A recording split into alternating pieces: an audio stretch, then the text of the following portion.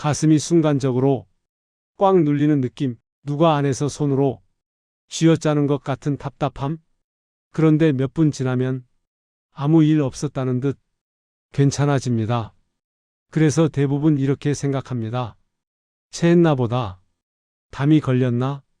잠깐 무리해서 그런 거겠지? 그리고 그냥 넘깁니다. 하지만 흉통이 무서운 이유는 아플 때보다 안 아플 때 더 위험하기 때문입니다.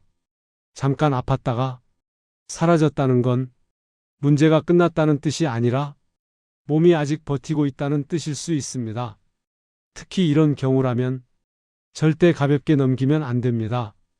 계단을 오르거나 조금 빠르게 걸었을 때, 무거운 물건을 들었을 때, 추운 날 바깥에 나갔을 때, 가슴이 조이듯 아프고 잠시 쉬면 가라앉는 경우, 이건 근육통도 아니고 위장 문제도 아닐 가능성이 큽니다.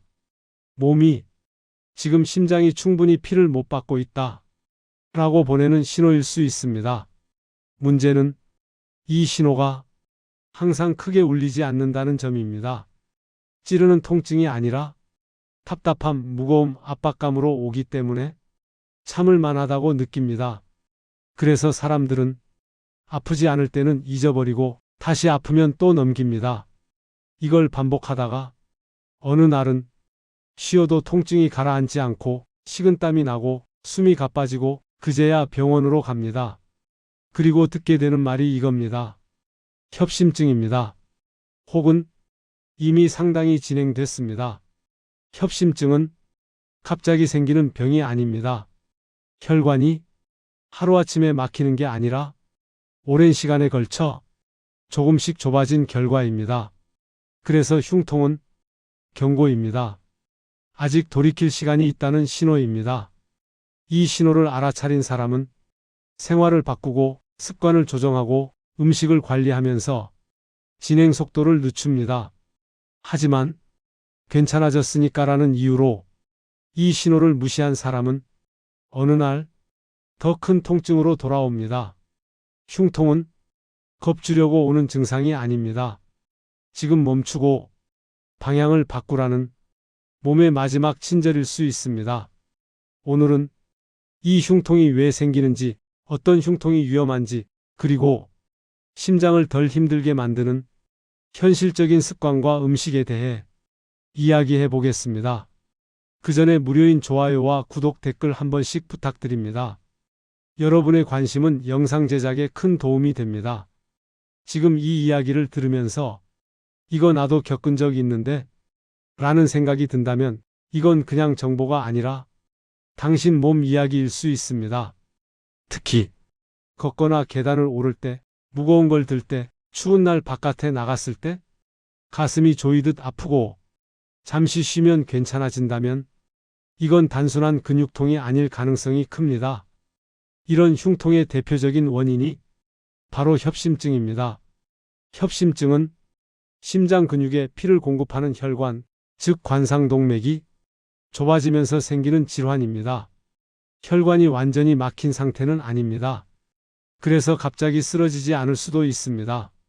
하지만 문제는 심장이 필요로 하는 만큼의 혈액을 그때그때 공급받지 못한다는 점입니다. 그래서 심장이 일을 많이 해야 하는 순간, 몸이 요구하는 산소가 늘어나는 순간에 통증이라는 형태로 신호를 보냅니다. 이 신호가 바로 흉통입니다. 협심증의 흉통은 찌르는 듯한 통증보다는 누르는 느낌, 조이는 느낌, 답답한 느낌으로 나타나는 경우가 많습니다. 통증이 가슴 중앙이나 왼쪽에서 시작해 목, 턱, 어깨, 팔로 퍼지기도 합니다. 이때 많은 분들이 왼쪽 팔이 아프니까 심장인가 보다 라고 생각하지만 반대로 팔은 괜찮으니까 심장은 아니겠지? 라고 넘기는 경우도 많습니다. 문제는 협심증이 한 번의 큰 통증으로 끝나는 병이 아니라는 점입니다. 처음에는 조금 불편한 정도였다가 점점 통증이 잦아지고 쉬어도 잘 가라앉지 않는 상태로 진행됩니다. 이 상태를 그대로 두면 혈관이 더 좁아지고 어느 순간 완전히 막히면서 심근경색으로 이어질 수 있습니다. 그래서 협심증은 경고를 주는 병이라고도 불립니다. 이 경고를 알아차리고 생활을 바꾸면 진행 속도를 늦출 수 있습니다. 반대로 무시하면 어느 날 갑자기 큰 사고로 이어질 수 있습니다. 협심증 관리에서 가장 중요한 건 약만이 아닙니다. 약은 혈관을 넓혀주고 혈액 흐름을 돕는 역할을 합니다. 하지만 혈관을 계속 자극하는 습관을 유지한다면 약의 효과는 제한적일 수밖에 없습니다.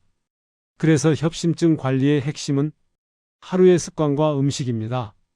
먼저 흉통을 줄이는 데 도움이 되는 생활 습관부터 보겠습니다.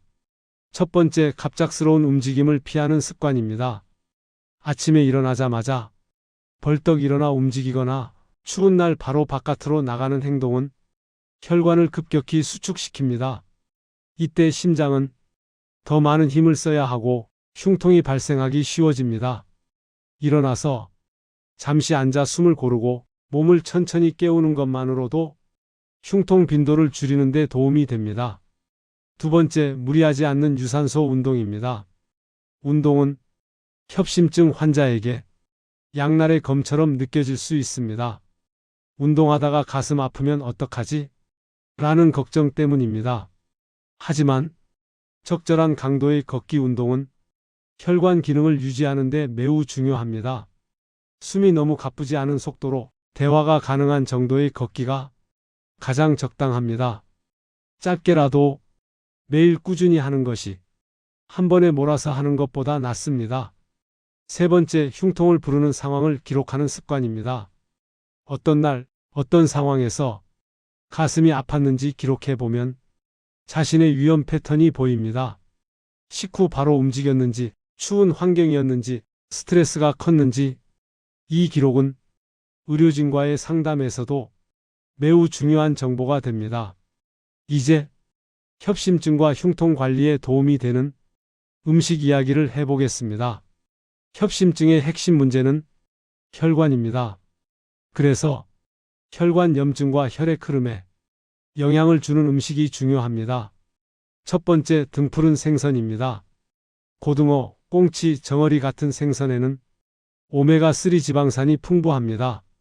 이 성분은 혈액을 덜 끈적하게 만들고 혈관 염증을 줄이는 데 도움을 줍니다. 일주일에 2회 정도 꾸준히 섭취하는 것이 가장 이상적입니다. 두 번째, 채소 중심의 식사입니다.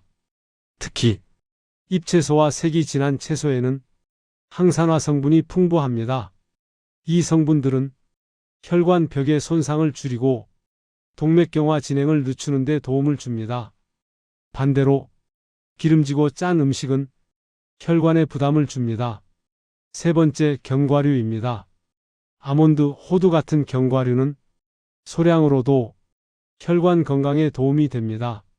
다만 과하게 먹으면 열량이 높아질 수 있으므로 한 줌 이내가 적당합니다. 네 번째, 염분을 줄이는 습관입니다. 짠 음식은 혈압을 올리고 혈관에 지속적인 스트레스를 줍니다. 협심증이 있다면 염분 조절은 선택이 아니라 필수에 가깝습니다. 다섯 번째, 식사 속도를 늦추는 습관입니다. 급하게 먹으면 소화기관으로 혈액이 몰리면서 심장으로 가는 혈류가 상대적으로 줄어 흉통이 유발될 수 있습니다. 천천히 먹는 것만으로도 식후 흉통을 줄이는 데 도움이 됩니다. 협심증은 당장 쓰러지지 않는 병이기 때문에 방심하기 쉽습니다. 하지만 이 병은 몸이 시간을 벌어주고 있는 상태라고 생각해야 합니다.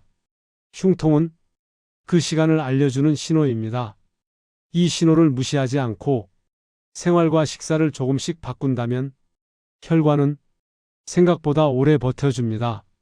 가슴이 보내는 경고를 지금 알아차리는 것, 그게 가장 중요한 치료의 시작입니다.